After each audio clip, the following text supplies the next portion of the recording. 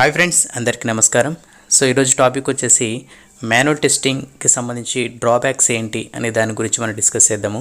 So manual testing కూడా చాలా important మన సాఫ్ట్వేర్ టెస్టింగ్లో. కాకపోతే దీంట్లో ఉన్న డ్రాబ్యాక్స్ ఏంటి, అలాగే దీనికి సంబంధించిన అడ్వాంటేజెస్ ఏంటి అని కూడా మనం తెలుసుకోవాలి. ఎందుకంటే మనకు ఇంటర్వ్యూస్లో కానీ సో రియల్ టైంలో కూడా మనకి దీని గురించి పూర్తిగా ఒక ఇన్ఫర్మేషన్ అయితే తెలియాలి కదా. సో అందుకనైతే వీడియో చేస్తున్నాను. సో స్కిప్ చేయకుండా చివరికి చూడండి. అలాగే ఇంకేమైనా మీకు డౌట్స్ ఉన్నా జస్ట్ కామెంట్ చేయండి, నేను తప్పకుండా మీ క్వశ్చన్స్కి అయితే ఆన్సర్ అయితే ఇస్తాను. సో ఇంకా మనం టాపిక్ అయితే స్టార్ట్ చేద్దాం. ఇక్కడ మనకి what are the drawbacks of manual testing. So manual టెస్టింగ్కి సంబంధించిన ఎలాంటి డ్రాబ్యాక్స్ అయితే ఉన్నాయి, సో వాటికి సంబంధించిన కొన్ని ఇంపార్టెంట్ పాయింట్స్ అయితే ఇక్కడ ఫిల్టర్ చేసి అప్డేట్ అయితే చేశాను. సో ప్రతి ఒక్క పాయింట్ గురించి మనకు క్లియర్గా అర్థం చేసుకుందాం. సో ఫస్ట్ వన్ ఏంటి, అలాగే సెకండ్ వన్ ఏంటి, సో వీటికి సంబంధించిన రియల్ టైం ఎగ్జాంపుల్ కూడా మీకైతే ఇస్తాను. సో ఫస్ట్ పాయింట్ చూసుకుంటే మనకు highly susceptible to human error and are risky. So ఇక్కడ మనకి ఫస్ట్ పాయింట్లో మనం చూసుకుంటే జనరల్గా మనకి ఆటోమేషన్ అనుకోండి. సో ఏవైతే సెట్ ఆఫ్ టెస్ట్ కేసెస్ రాసామో అవి మిస్ అవ్వకుండా సో ప్రతి ఒక్కటి ఎగ్జిక్యూట్ చేయడానికి అయితే ఛాన్స్ అయితే ఉంటుంది. సో ఇంకా ఆటోమేషన్ అనుకోండి, సో ఎక్కడైనా మిస్ అయ్యే ఛాన్స్ కూడా ఉంటుంది. ఏమైనా లీకేజ్ కానీ, లేదైనా మనకి టెస్ట్ కేసు మళ్ళీ ఎగ్జిక్యూట్ చేద్దాంలే సో అన్నీ మిస్ అవ్వడం కానీ, లేదంటే మనకి ఏవైతే మనం set of test cases prepare చేసుకున్నామో అందులో మనకు కొన్ని మాత్రమే పిక్ చేసుకుంటాం. ఈ టెస్ట్ కేసెస్ ఎగ్జిక్యూట్ చేస్తే సరిపోతుంది, సో ఇంకా రిమైనింగ్ కేసెస్ అవసరం లేదులే అనుకుంటాం. సో ఇవి ఏంటంటే మనకు తెలియకుండా మనం చేసే మిస్టేక్స్. సో వీటి గురించి సో ఇలాంటి గ్యాప్స్ కానీ ఇలాంటి ఇష్యూస్ కూడా ఫైండ్ అవుట్ చేసే అవకాశం అయితే ఉంది అని చెప్పేసి ఫస్ట్ పాయింట్ అయితే తెలుపుతుంది. సో నెక్స్ట్ పాయింట్ చూద్దాం. Test types like load testing and performance testing are not possible manually. So జనరల్గా మనకి మాన్యువల్ టెస్టింగ్లో మనకి ఫంక్షనల్ టెస్టింగ్ ఉంటుంది, నాన్ ఫంక్షనల్ టెస్టింగ్ ఉంటుంది. సో ఫంక్షనల్ టెస్టింగ్లో మనకు unit testing, regression testing, sanity testing, integration testing, so ఇవి మాన్యువల్గా మనము స్టెప్ బై స్టెప్ ఎగ్జిక్యూట్ చేయడం అయితే జరుగుతుంది. ఇంకా నాన్ ఫంక్షనల్ టెస్టింగ్లో చూసుకుంటే మనకు load testing, performance testing, stress testing and ఇవి ఉండే సెక్యూరిటీ టెస్టింగ్. సో ఇవన్నీ మనకి నాన్ ఫంక్షనల్ టెస్టింగ్ ఉండే వస్తాయి. సో మనకు లోడ్ టెస్టింగ్ చేయాలనుకోండి, మాన్యువల్గా మనం చెక్ చేయడం కష్టం. ఎందుకంటే మనకి లోడ్ టెస్టింగ్ చేయాలనుకుంటే లాట్ ఆఫ్ టెస్ట్ డేటా కావాలి. ఆ టెస్ట్ డేటా మనకి టూల్స్ ద్వారా జనరేట్ చేసుకుంటాము. సో మనకి బల్క్ అమౌంట్ ఆఫ్ టీబీ లెవెల్లో డిస్క్ సైజ్ కానీ, ర్యామ్స్ కానీ ఇవన్నీ కాన్ఫిగర్ చేసుకుని సో మనమైతే లోడ్ టెస్టింగ్ని పర్ఫామ్ చేస్తాము. సో ఇవన్నీ ఏంటంటే మాన్యువల్గా చేయడం చాలా కష్టం.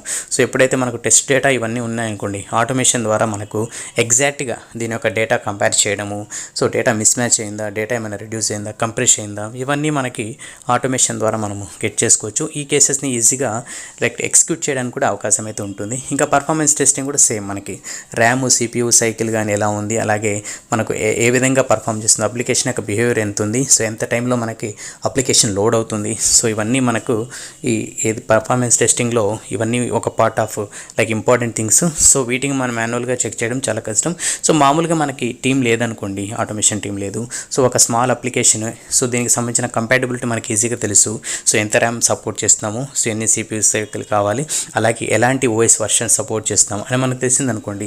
స్మాల్ టెస్టింగ్ని అయితే మనము స్మాల్ అప్లికేషన్ టెస్టింగ్ అయితే మనము ఇండివిజువల్గా మాన్యువల్గా చేసేయచ్చు. బట్ బిగ్ కంపెనీస్లో, మంచి పెద్ద కంపెనీస్లో అనుకోండి, పర్ఫార్మెన్స్ టెస్టింగ్కి సంబంధించి different type of tools use చేసి వాళ్ళు టెస్ట్ చేయడం అయితే జరుగుతుంది. సో నెక్స్ట్ పాయింట్ చూద్దాం. Regression test are time consuming if they are done manually. So జనరల్గా మనకి రిగ్రెషన్ టెస్ట్కి సంబంధించిన ఒక సూట్ అయితే ప్రిపేర్ చేసుకుంటాం ఆటోమేషన్ వాళ్ళు. సో ఒక సూట్ అయితే ప్రిపేర్ చేసుకుంటారు. ఈ సూట్లో మనకి సెట్ ఆఫ్ రిగ్రెషన్ టెస్టింగ్ని రన్ చేయడం అయితే జరుగుతుంది. సో ఇక్కడ వాళ్ళు మాన్యువల్గా కూడా it will take some time అంటున్నారు. సో ఎందుకంటే మనకి రిగ్రెషన్ టెస్టింగ్కి మనము ప్రతిసారి పుల్ చేసుకోవాలి, ఏ టెస్ట్ కేసెస్ కావాలి. సో మనము ఎవ్రీ టైం మనకు ఏదైతే మనము యూస్ చేస్తున్నామో టూల్లో లాగిన్ అయ్యి అందులో నా కేసుని పిక్ చేసుకొని వేరే దగ్గర కాపీ చేసుకొని మళ్ళీ అవి ఎగ్జిక్యూట్ చేసి, ఫర్ ఎగ్జాంపుల్ మళ్ళీ వేరే ఏరియాలో టెస్ట్ చేయాలనుకోండి, సో దాంట్లో కూడా మనకు రిగ్రెషన్ టెస్టింగ్ వేరే ఉంటాయి, టెస్ట్ కేసెస్ వేరే ఉంటాయి. వేరే ఫ్యూచర్ టెస్ట్ చేయాలంటే మనకు వేరే సెట్ ఆఫ్ టెస్ట్ కేసెస్ కావాలి. ప్రతిసారి అవి కేసెస్ ఎగ్జిక్యూట్ చేయడానికి కుదరదు కదా.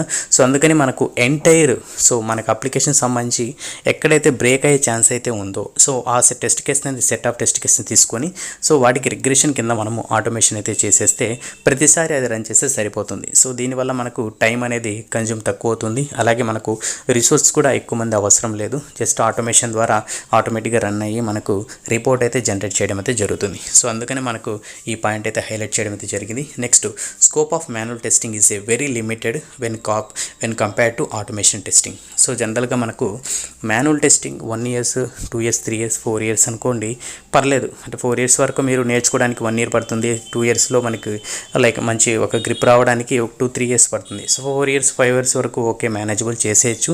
దాని తర్వాత ఎలా అంటే మనకి ఎక్స్పీరియన్స్ పెరుగుతూ ఉంటుంది, తర్వాత మనకి ప్యాకేజ్ కూడా చేంజ్ అవుతూ ఉంటుంది. కాబట్టి సో మీకన్నా like manual testing plus automation testing తెలిసిన వాళ్ళు అదే ప్యాకేజ్కి వచ్చారనుకోండి, సో వాళ్ళని ఎక్కువ తీసుకునే అవకాశం అయితే ఉంటుంది. ఎందుకంటే వాళ్ళు 2 విధాలుగా వాళ్ళని యూస్ చేసుకుంటారు. సో ఫర్ ఎగ్జాంపుల్, కొత్త అప్లికేషన్ డెవలప్ చేశారు, దాన్ని టెస్ట్ చేయాలంటే మాన్యువల్గా టెస్ట్ చేస్తారు.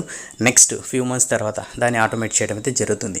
సో ఒకే పర్సన్ ఈ సేమ్ ఒక జాబ్, ఏదైతే 2 jobs ఉన్నాయి కదా మనకు, మాన్యువల్ టెస్టింగ్ ప్లస్ ఆటోమేషన్, ఒకే పర్సన్ చేసే అవకాశం అయితే ఉంటుంది. ఓన్లీ మీ దగ్గర మీకు మాన్యువల్ టెస్టింగ్ స్కిల్ మాత్రమే ఉన్నాయనుకోండి, సో అప్పుడు మీకు లైక్ మీకన్నా బెటర్ ఎవరున్నారు చూస్తారు.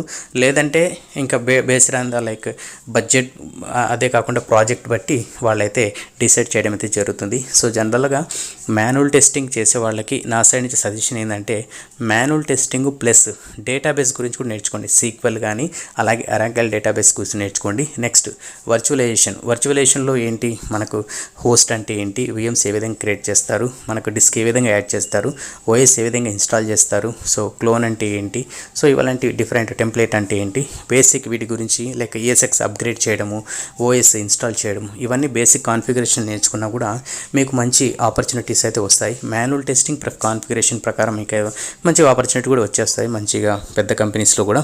సో అందుకని చెప్పేసి దాంతోపాటు ఇంకా మీకు కోడింగ్ నాలెడ్జ్ ఉంది, సో సెలీనియం నేర్చుకోండి, జావా సెలీనియము, పైథాన్ సెలీనియము, ఇవి నేర్చుకుంటే మీకు ఆటోమేషన్ టెస్ట్ ఇంజనీర్గా సర్వే అవ్వడానికి అయితే అవకాశం అయితే ఉంటుంది.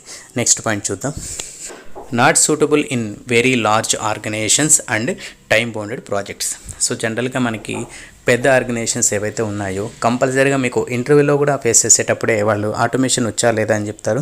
సో ఆటోమేషన్ రాకపోతే ఇంకా రిజెక్ట్ చేయడానికి అయితే వాళ్ళకి ఎక్కువ స్కోప్ అయితే ఉంటుంది. ఎందుకంటే వాళ్ళకి మాన్యువల్ టెస్టింగ్ ప్లస్ డేటాబేస్ గురించి ఏమైనా ఐడియా ఉందా, స్క్రిప్టింగ్ ఏమైనా రాస్తారా, సో అలాగే మీకు డొమైన్ నాలెడ్జ్ ఏమైనా ఉందా, విండోస్ కానీ లైక్ ఏమైనా అదర్ లైక్ మనకు వర్చువలైజేషన్ కానీ, సో వీటి గురించి ఏమైనా ఐడియా ఉందా, నెక్స్ట్ నెట్వర్కింగ్ కాన్సెప్ట్స్ కానీ ఏమైనా ఐడియా ఉన్నాయి. సో వీటి మీద ఎక్కువగా ఫోకస్ చేయడం అయితే జరుగుతుంది.